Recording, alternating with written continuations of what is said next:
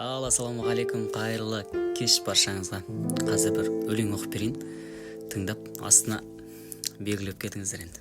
Інішектер ғайып болды бір-бірден, соңғы мәрте үйленгенде бір көргем, сөйтсем біздің келіндердің қазіргі өкшелері түрмекен ғой темірден.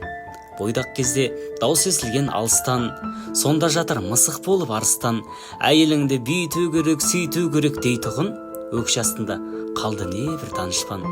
Уа келінжан, құтты болсын орамал, шашты жауып оны дұрыс орап ал, үйленгенде кімнің қандай боларын білмейді екен ешбір жылдар жорамал.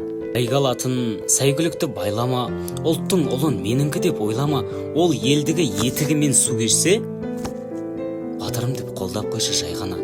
Оңай емес, қызмет ету халыққа, шаршағанда барып тұрсын балыққа, өз қолымен қанаттарын қайырып, қыраныңды айналдырма тауыққа. Еркектерді дала безер десек те, оның бәрі өзіңнен көр есепте. Келінжан ау, саған осы кім керек? Асау текті арғымақ па есек пе?